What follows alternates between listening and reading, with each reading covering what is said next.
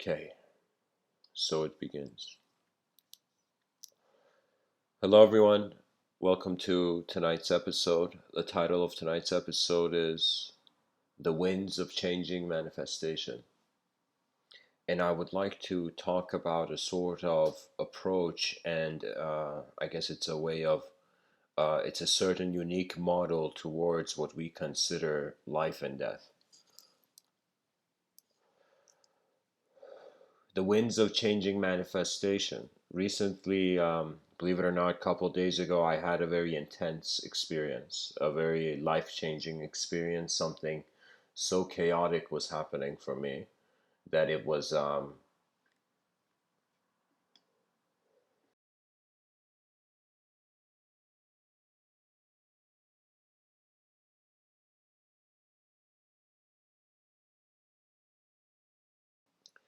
that, to be honest, it was like a moment. I'm going to give you, I'll try to voice the emotion that I had in that moment. There was an incredible moment of chaos where I was just standing on the street.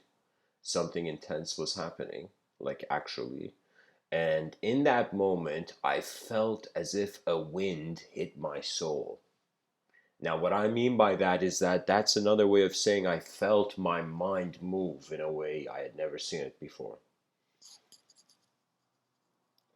And in that moment, I suddenly noticed it was as if, as that wind was hitting me, it was as if it was taking away every value. It was a very strange moment that I find that at the moment of transition out of the material plane of existence, the pilot of consciousness, how the attention will navigate. I find that it's going to be a sort of natural dissolution.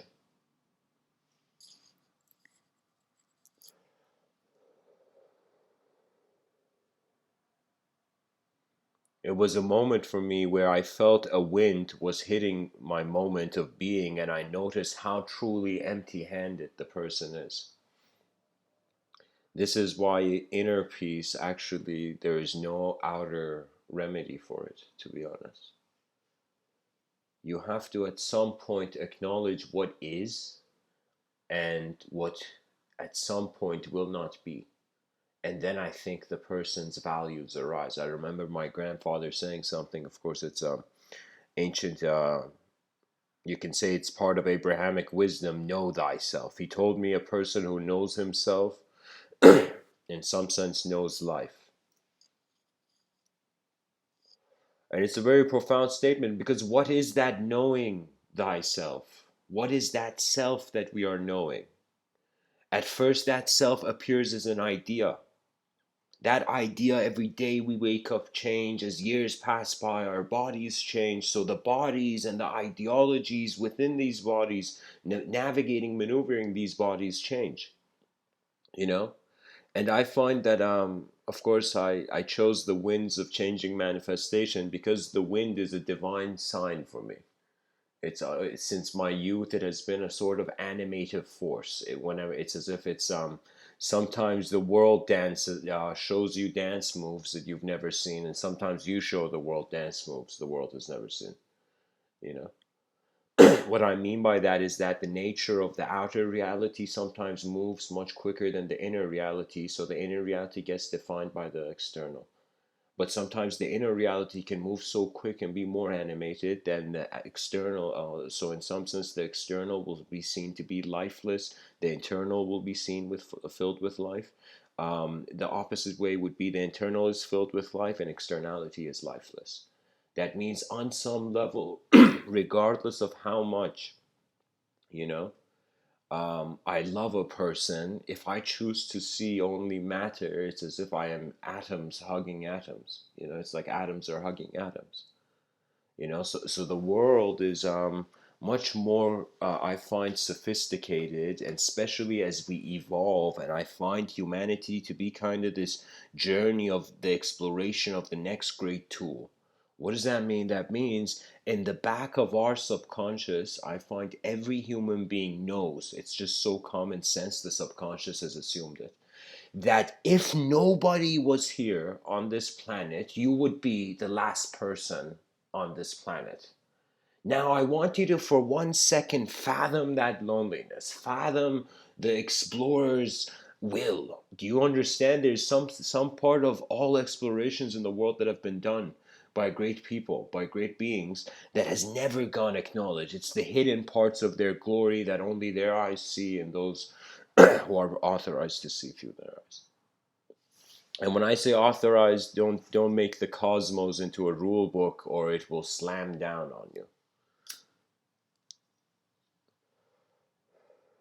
Man's evolution now depends on not only a sensitivity to objective reality, but sensitivity to subjective reality. That means throughout the day, you're not just an object moving around, dear listener, you're also a subject. You're living through subjects, you're communicating through subjects, and the subjective territory at some point, if it wants to become more animate, free will has to become the creator. So what that means is the more you feel life is starting from where you are, the less you feel burdened by other moments in history, in other archetypal associations. I find that personhood, the notion of a self, is kind of the human being's reaction to an unfathomable landscape.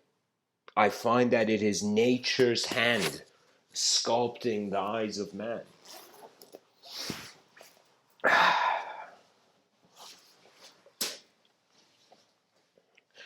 When my body temperature gets warmer, it's going to be a good talk, guys.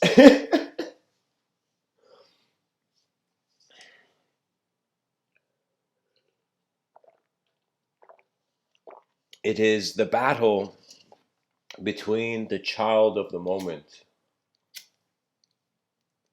which is chaos and order. I find that I find sometimes the most simplest things that are around me to be the most blessed moments of my life. Like simple things for me have a glow that I find the common mind tends to uh, associate as uncommon.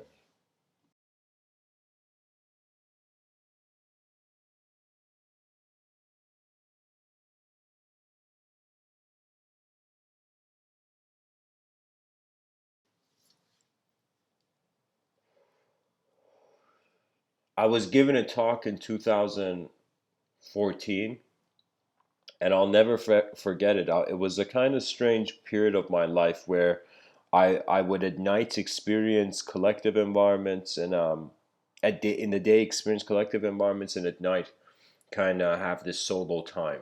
For me, I find that throughout your day, you got to divide like kind of periods where you are alone with yourself, where you are alone with the world, and then you're alone with what's in the world, which is that means you're with society.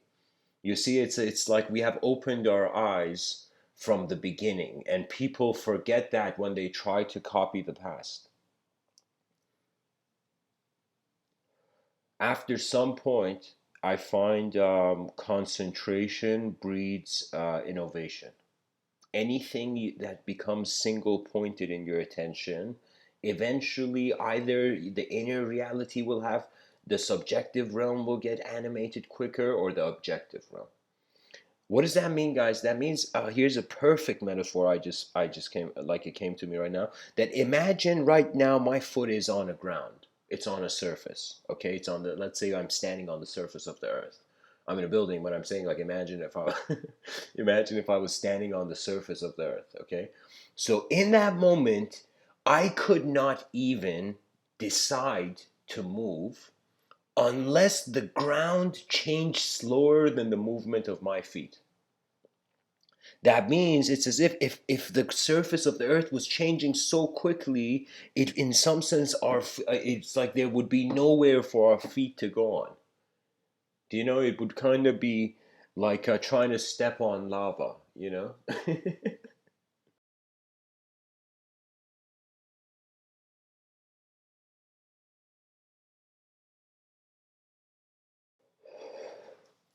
The moment of being, as it can be seen to be divided into the object, it has an objective component. I call this the objective self and the objective realm. The self and the world tend to come together.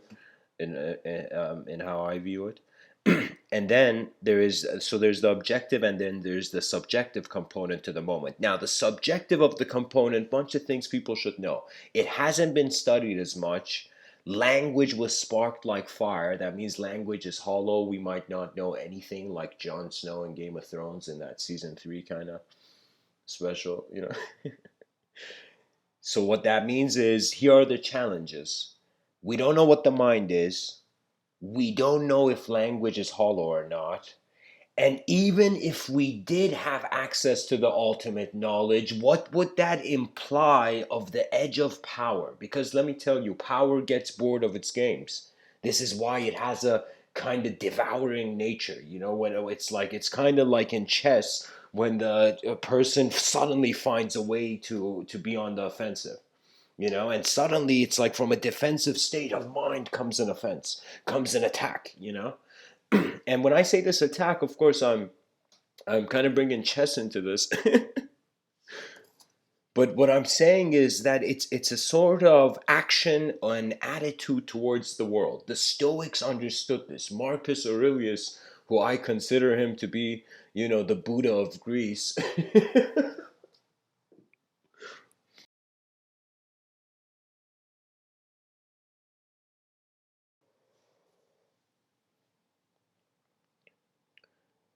There was something that there came with the realization of experiencing the various cycles of real manifestation. After the traveler in space and time has journeyed through various moments of space and time, eventually there will come a moment where, if this is found with solitude with yourself, so what that means is, I speak about a sort of embrace of silence. People feel silence is a bad thing because in society where they need to have a voice, there is silence. Of course, in that context, silence is a bad thing. But in the mystical context, silence was the origin of the world of noise. Language is a simulation that arose from silence. Silence is the soil where the tree of language kind of developed from. And if you look at a tree, the roots are not visible, the branches are. A certain portion of the moment of existence is multidimensional nature, is visible, and then there's the hidden multidimensional. This has to do with kind of I call this the symmetrical kind of opposite. It's like, imagine you have the archetype of a perfect good guy. Now imagine, because you have the archetype of a perfect good guy, your mind can just be like, okay, what's the opposite of this? And suddenly notice the archetype of what is bad. So that means there can never, no, nobody can show you only one side of a coin when they give you the coin and give it in your hand. Okay, you can look around and see both sides of the coin. That's what I'm saying. That most people have a singular relationship with language because they have never. I don't say never. I mean, but it's like people have to care for the mind at first to even have it exist as a possibility of exploration.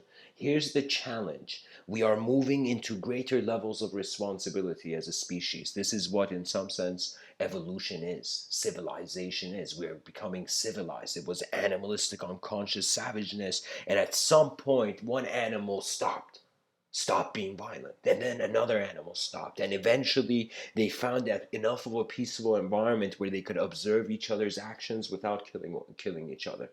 When the savageness was tamed through awareness to self and seeing that self in the other, that the blooming of compassion. Do you know why so many religions, do you know why so many traditions speak about love and compassion? Because that is the newest update. We were freaking savage beasts, okay? And that is what updated us. So it's a pillar of civilization. And that true love is not a kind of, you love because the condition's nice, because it's like the person love that, cup of iced tea, like, but it's it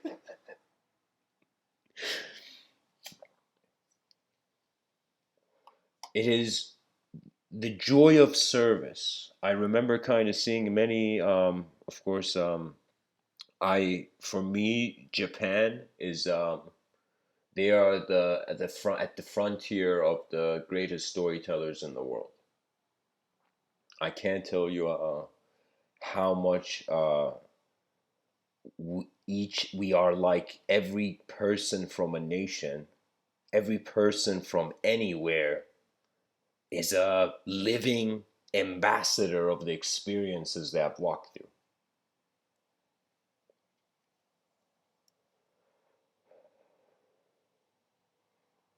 There was this narrative in Japanese culture where it was the introduction of the hero, but the hero not a hero obsessed with self, a hero that is so simple that the world steers his complexity.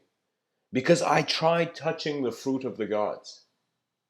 And I'm being playful by that, by suggesting that I chose to stand in one moment of my life on this planet in a way where I was like challenging um, the unfathomable creative space of my intelligence. I was staring at emptiness in a way where I could see it never be empty. And so it was, of course, I'm being poetic now, but what I'm trying to say is that the notion of the hero as a call from nature, that's a totally different thing, you see? It's as if it's like Buddha. People were like, yo, man, but how do we become Buddhas? And Buddha was like, you don't become Buddhas, you become aware of your Buddhic nature. Totally, total difference. It's as if in one manner a particle wants to upgrade into a better particle, but in another manner it's a particle becoming aware of the field it's in. Now that field is for a lot of people unreal, and especially some of the most spiritual people are people who have not looked at directly what's happening in life. I am telling you, it's weird, but I have a kind of ice and fire attitude with the new age community, you know, and what I mean by that is that ideas can be used to escape. Ideas could be virtual realities that you thought of. How important is the living real reality? It is superior to all ideology. That means no longer children go crying in the UN that climate's getting fucked up, we're all getting scared, you know? It becomes a situation where the human being wonders what the mind is wielding. And it's not just a character in a story. It's not just a bunch of symbols you can put on paper or put on the paper of space by saying them.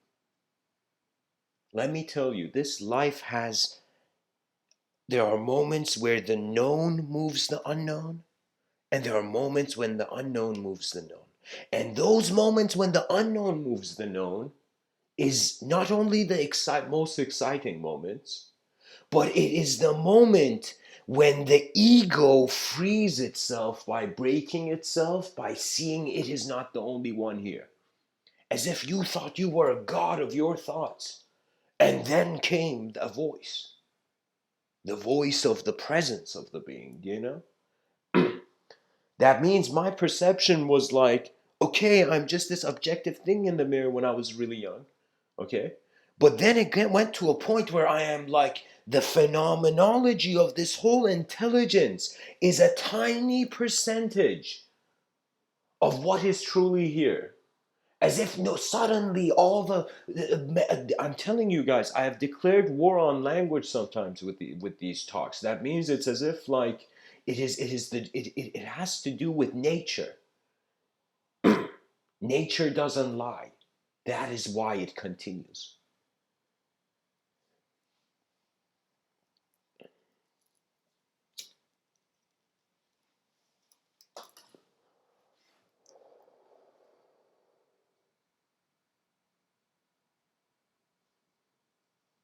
Seek the highest frequency of the moment.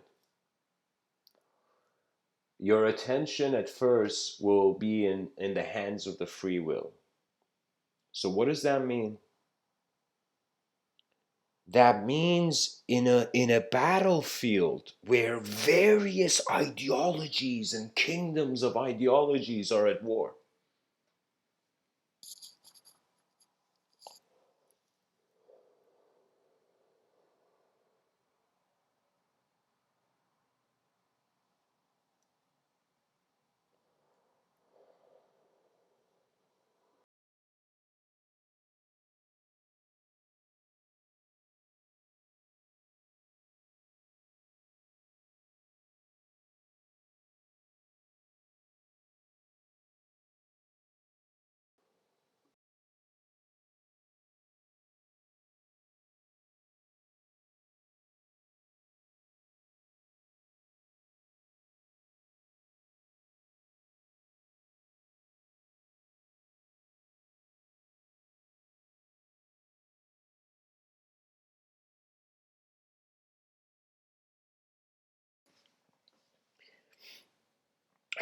Sorry, guys, I have to clear my breathing there.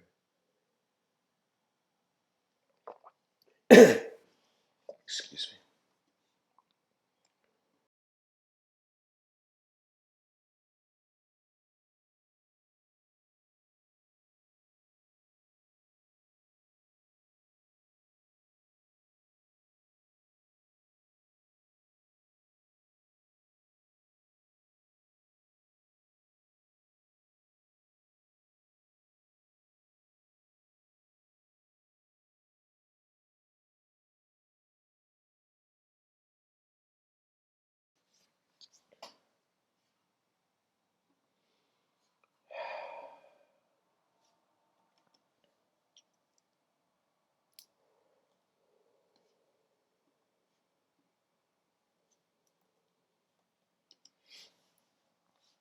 How would I say it?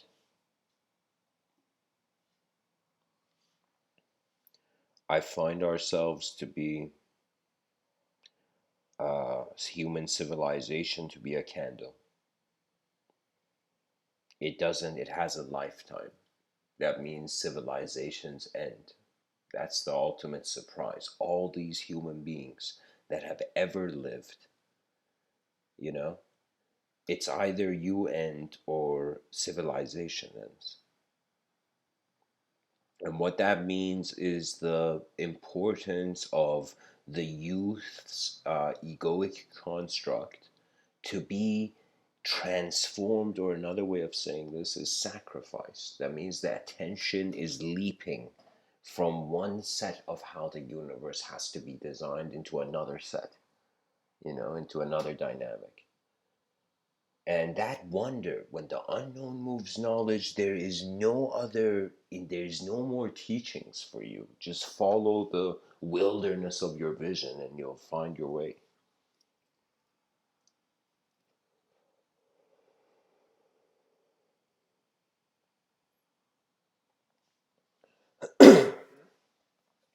I remember I was in a car. Um, my car was parked. I was giving like certain thoughts that had come to me at that point in the day. So I just turned on my phone and I was just giving a talk in my car. And I remember in the middle of the talk, there I got interrupted, and there was a beggar. And this beggar came, and this beggar had a kind of religious beggar attitude. That means I'll pray for you, please, please give me something to play. And for a second, I just saw the guy, and I don't know why. It was kind of my mind, because I was in the middle of a talk. I was just in a like intense state, and in that moment I just look at the guy. I'm like, listen, be yourself. You don't need to act in front of me. I'll give you $2, you know.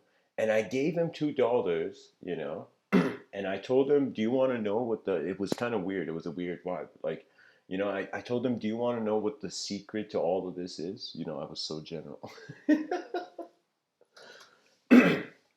I told him that it's that once you are honest, doors open up for you. The doors, a karmic doors open. It's as if the being is ready to see what it is. You know, that was the thing. The biggest kind of sense of loss. I could tell you, the pressures I've received from external reality have not been as intense as the pressures I've received from internal reality. So that means, imagine there's a landscape in front of your eyes. This is the objective again. And there's a landscape behind your eyes which comes and goes, and it has a dynamism and evocational quality out of the abyss, kind of out of the void. There is sudden designs appearing. It's kind of like your head's underwater behind your eyes, and you are seeing a different dimension of the world, a different fabric to existence.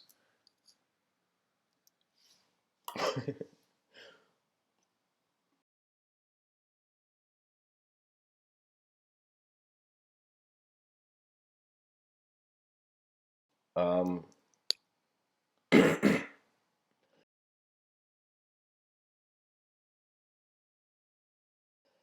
in Japanese culture, there was this kind of narrative of the hero and how the hero, and it's not just limited to one culture, it was pretty much how the human being attained a decent state of mind. It took us a long time to just become creatures that are able to be decent, you know. That means civilized. We underestimate our laws. That is why it's like when you don't respect how long it took for a building to get made. That's why it becomes so easy. So it's like if you ask the architect of a building to destroy his own building, he's gonna tell you never. You know, but maybe he will, and so there's different kind of natures. That's the cool thing. It's as if like we're not like this kind of every person has like a secret ability kind of situation. It's like we have unique eyes.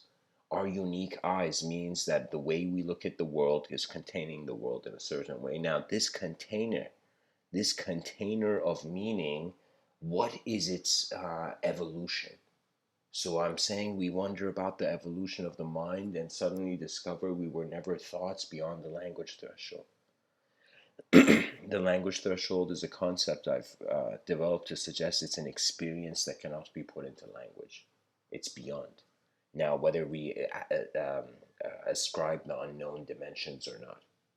For me, it was like this. You think the world is singular, so you leap. You freak out and you go into the multidimensional. You think the world is only the multidimensional because you've stayed in it too long. You freak out, you go back to the singular. Eventually, after leaping so many times, you're like, what's that space in the middle? And that space in the middle is a sort of non-dual unknown. When I say it's non-dual, that means we can't conceive it. Do you know what that means? That means our minds give birth to language. How hilarious, I mean, let me say it better. Our minds engineer language.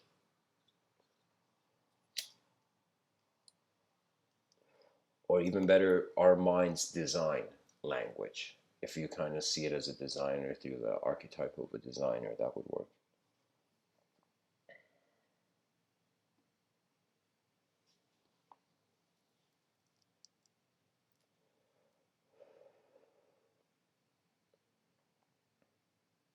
I find that a person's true intelligence doesn't activate until they have a true confrontation with the inevitable and with the inevitably void. When you see, it's like this is why when I was younger, because I was avoiding looking at who I was as a being, and I was kind of like looking what's everyone else doing, what's that guy doing, what's that person doing, what's success.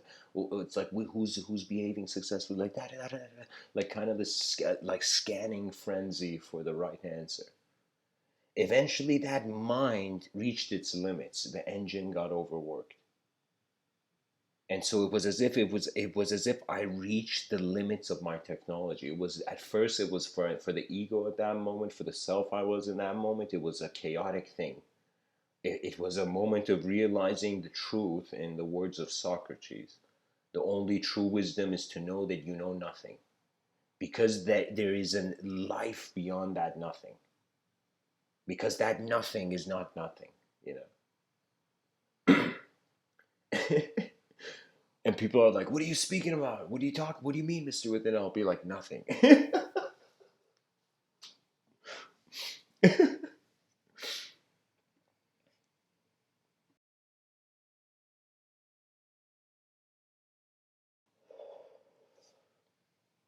Pretty much, we're moving into the era of advanced communication, and the winds of changing manifestation appear.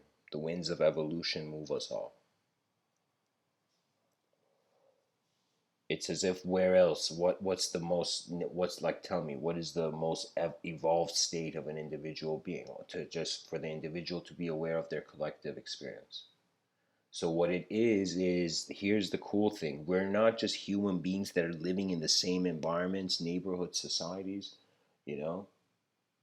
We are also living as we communicate in the aura of each other's subjective realms, our inner dimensions.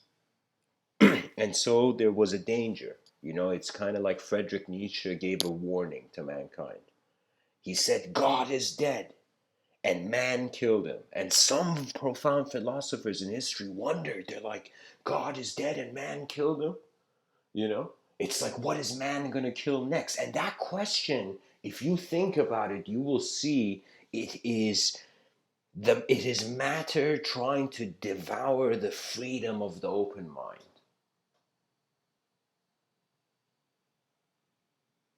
It's literally like the easiest way to explain things is to avoid change. You take a photo and put it on the wall of your mind and say, that's my belief. Everybody look at it. But that's not the way. Nature is too dynamic for that.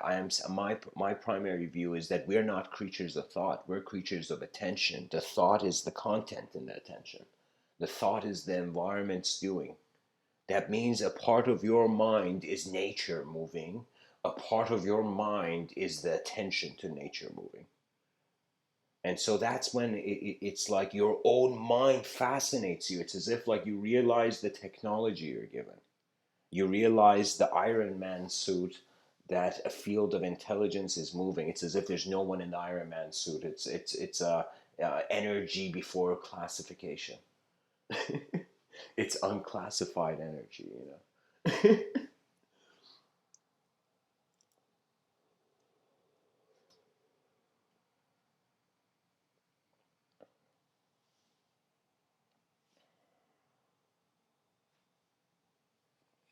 I find human beings are such great storytellers that they don't just tell stories. They don't. It's like the human being doesn't just communicate through narrative externally. It also communicates through narrative internally. This is why thinking is like an inner dialogue of the consideration of the singular individual conscious self, right? It's like we haven't had people kind of bring this into the surface, but the mind has to do a lot with how nature is interpreting itself.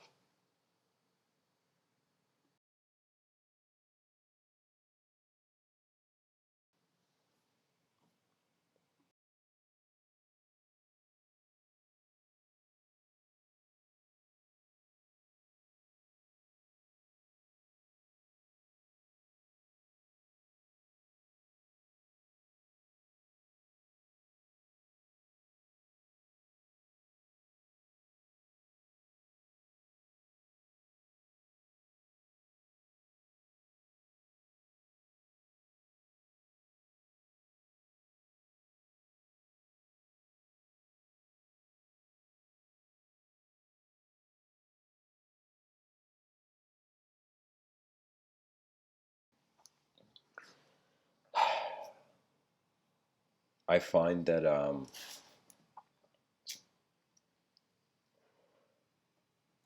a book worth studying, it's kind of like I call it, just like the pyramids are like an objective wonder of the planet. I consider the Tao Te Ching to be a subjective wonder. There's certain writings, certain ways that language has walked on this earth that it is too unique. That means it's like once you read a book, you see how minds can somehow see the same thing.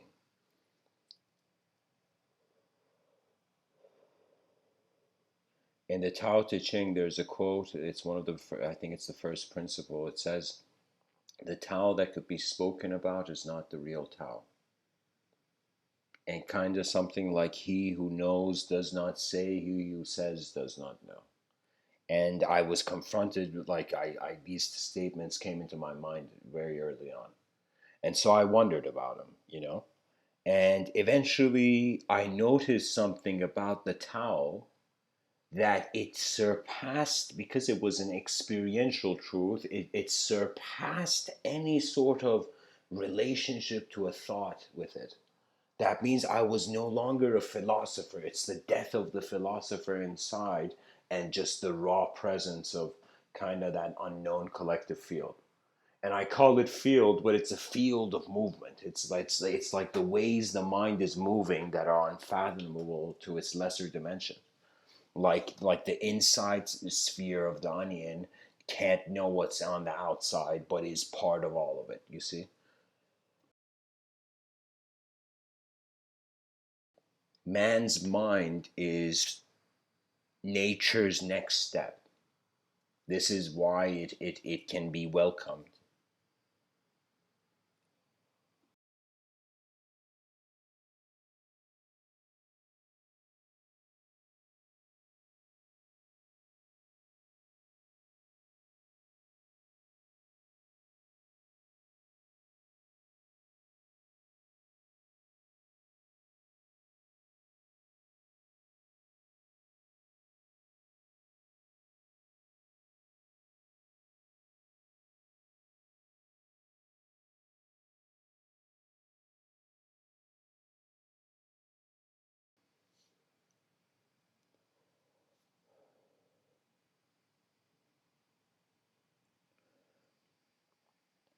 People have what I call an incredible obsession with self, with selfhood, with being a sense of self. Most of the person's life, at least I find in 2019, is forgetting about the world. It's as if it's like the attention of the future generations, some future generations, unfortunately, I feel, is not on the world. It's as if it's kind of like the world is so messed up that let's hide in a bunker of a brave new world. Like, do you know what I mean? A kind of, it's like an artificial utopia is preventing the proper confrontation of something that should no longer, after some point, be defined by chaos and order.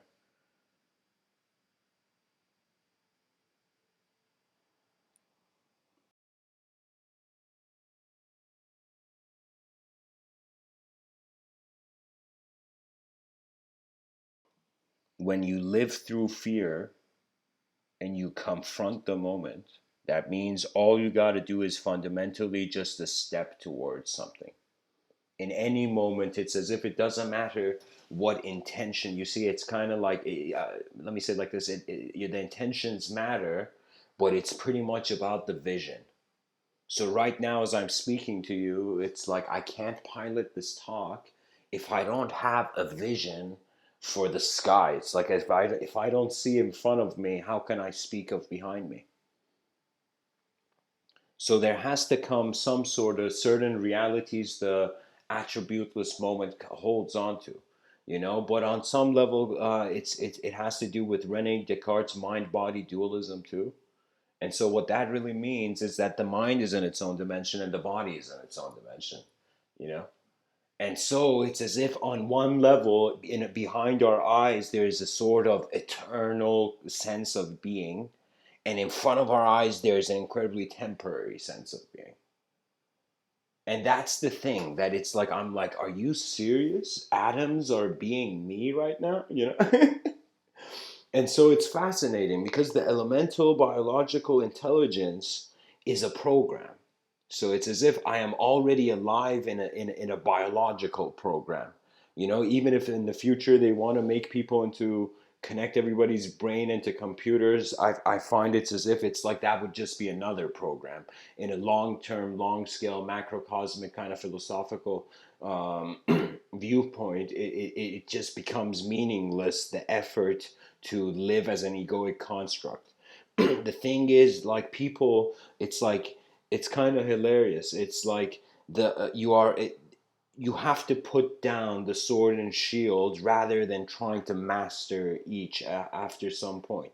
Even in ancient yogic traditions, they're like a being who uses the yogi that kind of uses the like after they would meditate, they would access certain states of mind where they would automatically have certain abilities. So these yogis were kind of said not to use those abilities because the abilities are not there to be used by the ego. That means it's as if it's so important cultivating a relationship with nature. Sometimes when I'm walking on the street, I mean, it's pretty random, but like I just pat a tree on the back and I go, you know.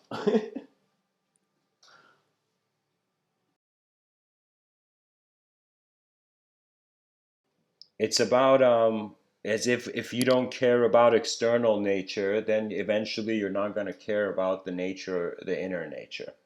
That means if you stop caring about your world at some point because you're a part of your world, you're going to stop caring about yourself. So that means it's like this is why there is conscience. Conscience means there's still a way out.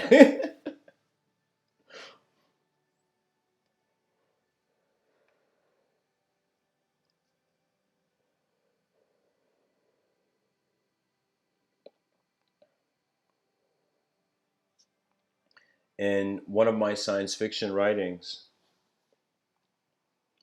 there I've kind of created this world where every person has this tiny, it's like instead of having any phones and stuff around, every person has this tiny sphere, which is some next level advanced kind of like technology that it's just records everything. It gives ultimate protection and surveillance and data and everything to you as a person, right? So every person in the society is walking with a tiny sphere hovering like a meter above their head, you know. And so this is kind of like their digital eyes through the most advanced technology developed in this kind of abstract way in the science fiction thing I wrote.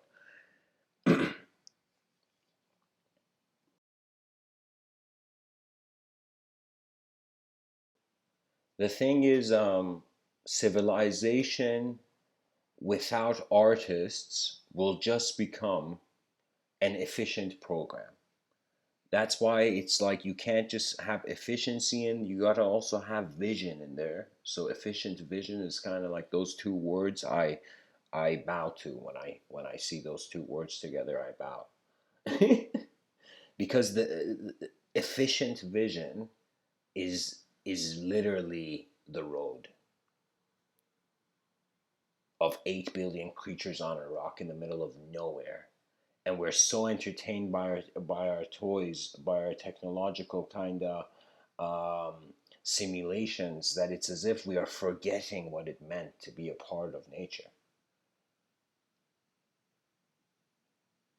The thing about nature was nature seemed cruel, but it harbored within it the ability to show new designs. So it's as if like suddenly you get access to um, I kind of wrote a book about it. I called it the inventor's sphere. You get access to a moment where you are a kind of um, omniscient witness of all manifestation as simple being. And in that moment, there is no ego because any ego can manifest. It's as if rather than trying to break the ego, get rid of it as the old school traditions, spiritual traditions were kind of going for, it's as if you reach a point where you're like, okay, wait, I can have any ego, and it's like in that moment that means any archetype is possible. The mind doesn't just receive archetypes from the environment, it generates it. It constantly regenerates it. The mind is constantly like resculpting the vision of the being. But the mind is a relationship of self to self and in some sense self to world.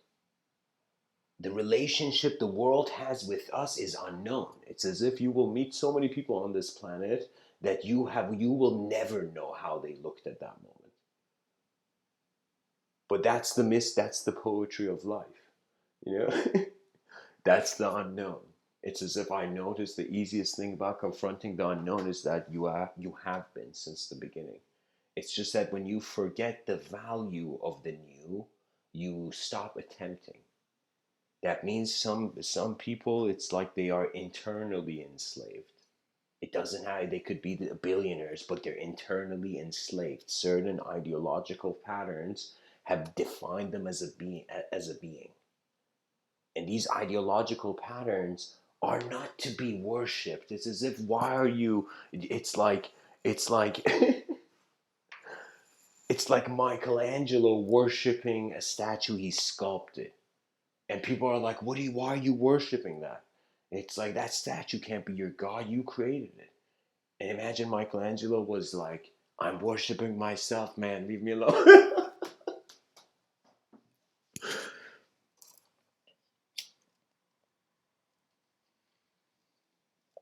Self creation, world creation, unknown presence. The moment becomes content through silence and stillness.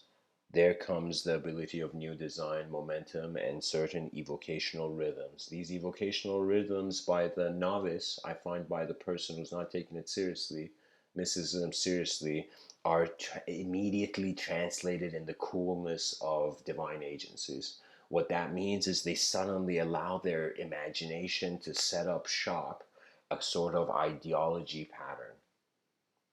The thing is, after some point, it's about where you're putting the axis of the world. I believe it or not, I mean, I could look this up, but I think there's something called axisology. And in some sense, anyways, I don't think it's exactly what I'm saying, but there is a field like that. It's pretty much when I say where you put the world on an axis, it's as if I've noticed every day the world has had a different appearance to me. Even though I've been in the same environments, in the same space, but there was something about the self changing, and that made it easier to deal with the world changing. And when you realize you have changed, but it has been a gradual change, this is why I totally entertain the notion that evolution happened and a sort of adaptation, a slow progress of adjustment happened because it was on a cellular level, you know. But the thing is that energy arrives into manifestation also with unknown reasoning. Unknown reasoning is not irrational. It is what the rational cannot see. That means we don't know if it's rational or irrational. That's why there needs to be exploration in the inner realms of man. A call of action for every human being to be like, whoa, it took us 4 billion years to arrive here. It took all my ancestors living and trying to get to the next phase for me to be here. And I'm kind of like DNA in motion. So when you realize that, you realize, whoa, whoa, whoa, whoa, whoa, significance, uniqueness. There's a sort of something every person carries that the world is waiting to hear. And when that infuses with an archetype, the archetype of the being that hears humanity's heartbeat, it's as if those beings are not blessed. It's as if God, it's as if like the moment is like, stop playing heaven and hell games, and just it's as if the person is ready. That readiness implies the previous is no longer necessary to hold. The new is arriving, you know? That's the thing. That a self-interpreting biological mechanism or program is wondering how everything is programmed to realize its limitations, but also realize that the limitations cannot exist without also the hidden archetypes of the limitless. That means I found it strange. I realized that before I act, I can see myself in various ways. And I'll make this simple for you. It's as if I was on my bed and it was at night and it was like I didn't feel like getting up from the bed, so I just stretched like ridiculously to get something from the table, you know. And so before I did that, my mind was seeing potential parallel ways of movement. So, in order for us to feel certain and comfortable, the mind has to be moving at a speed so fast that it can entertain various potentials to then choose from it. So, you tell me which way seems to be a more efficiency. You know, you guys can write it in the comment section or whatever. An efficiency where it's as if like the solution is there, it just needs to be seen, or it's a problem that we don't know if it can ever be solved. Kind of how the Zen master said, if you want to climb a mountain, start at the top. That means why not envision the greatest potential of your energetic site? Like we're kind of like, again, like candles, like the consciousness is like the flame of a biological process.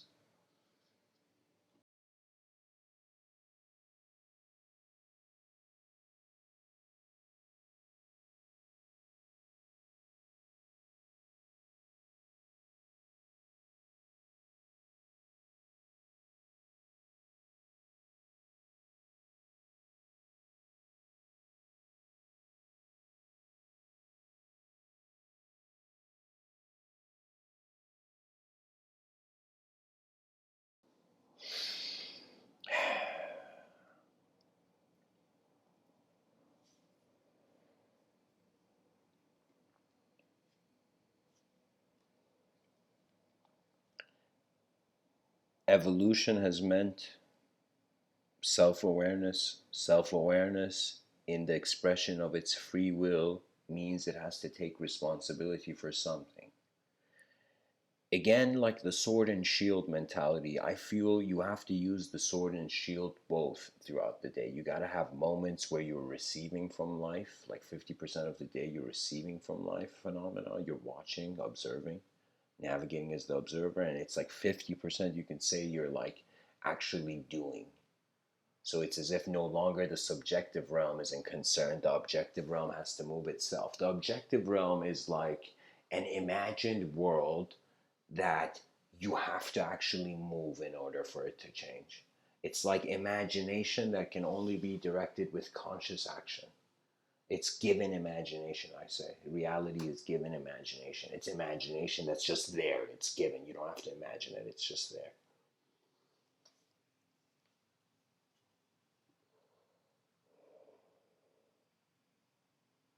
Language is language is not only the paint but the brush. You can, let me say it like this: vision is the brush, language is the paint,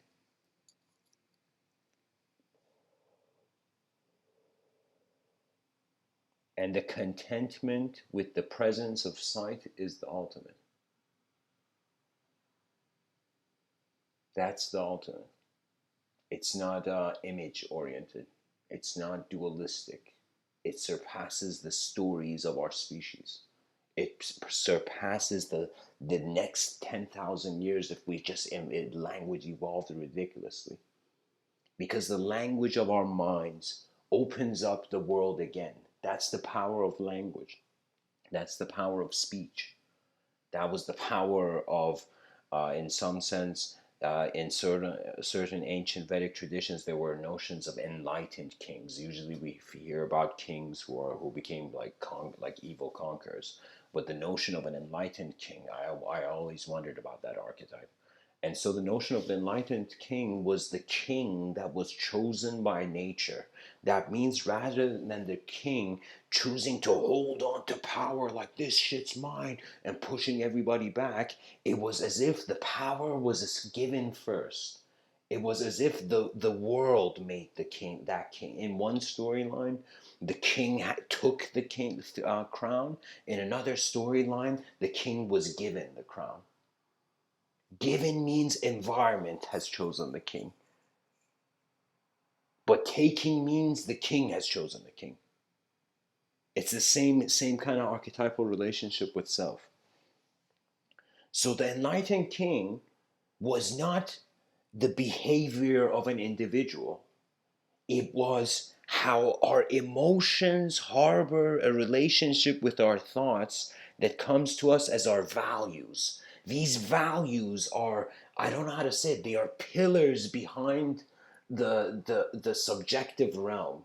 It's as if like just like how Venice was built, those pillars that are like in the water, those are the emotional kind of relationships of the person. You can say archetypes that are in unknown emotions, rooted in unknown emotions.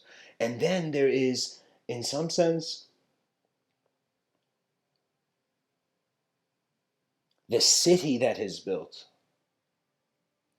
the conscious waking state that is our only office. Some people start working the moment their eyes open. That means conscious being, like if this was a dream state, my speech, like it's like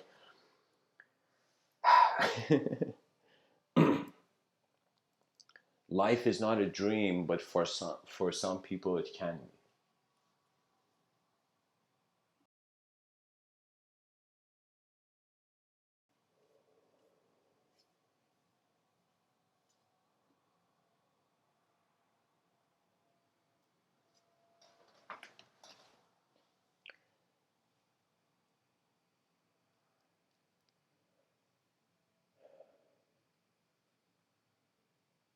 There's many ways. Sometimes when I give these talks, I'm kind of like just staring at this universe. And as I'm kind of like staring at this universe, I'm like, what do I do with all these designs? And eventually I realize, okay, there can be a sort of cherry picking of the perfect subjective kind of blueprint to life, kind of like you build a vehicle of various thoughts that are real to you and you navigate through this life. Or in some sense, you listen first. That means it's like only when the person knows they can be a student of any moment, they can also attain mastery in any moment. Consciousness means the multidimensionality of life, which really is the spice of the narrative experience. The subjective self is a character in a story. As we explore deeper into the terra incognita of language, the unknown, it's as if I find every idea, it's like an idea can change based on the attention. It's like imagine your attention being a line going through an alignment of planets in various orbits. So imagine it from one thought, it's as if it's totally possible to evoke one thought and suddenly in the middle of that thought evoke another thought, and then in the middle of that evoke another thought, and eventually reach a certain moment where you see it's just rhythm. So that's why I say the mind, it's like we have two hemispheres of the brain. One is, they say, it's kind of like the uh, analytical, kind of analyzing, articulating, rationalizing part of the mind, which they ascribe, I believe, to the left, and the right side of the mind is creative. The creative entertains freedom, uh,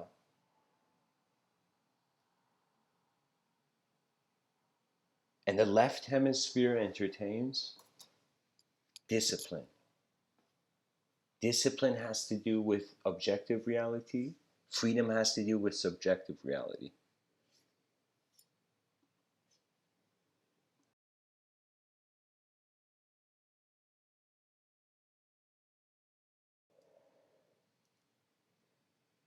The perfect blend of this, it's like once that yin yang balance of discipline and freedom occurs for civilization, the engines start, and then an advanced civilization slowly starts taking shape.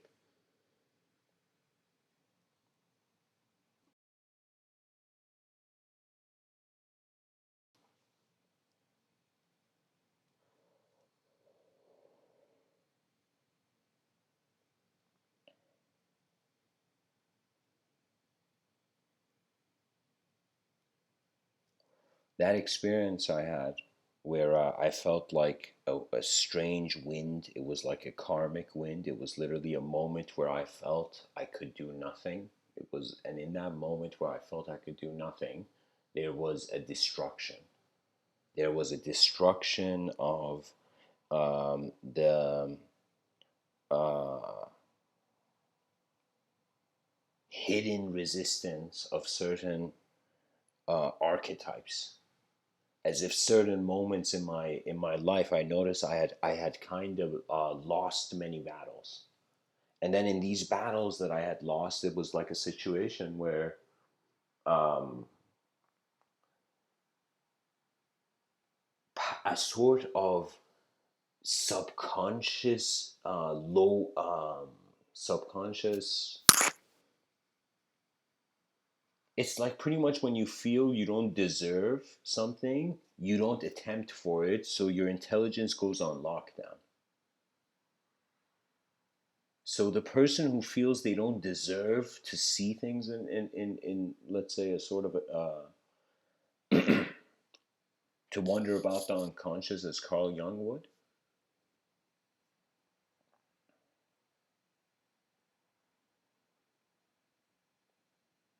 as Sri Ramana Maharshi says, let what comes come, let what goes go, see what remains.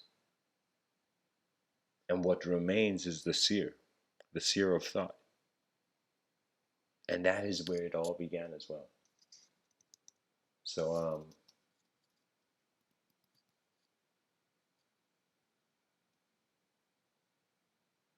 the glow of the mind deserves to be acknowledged. The unknown is where knowledge evolves, any sort of knowledge. Thanks for tuning in, guys. Much blessings and namaste.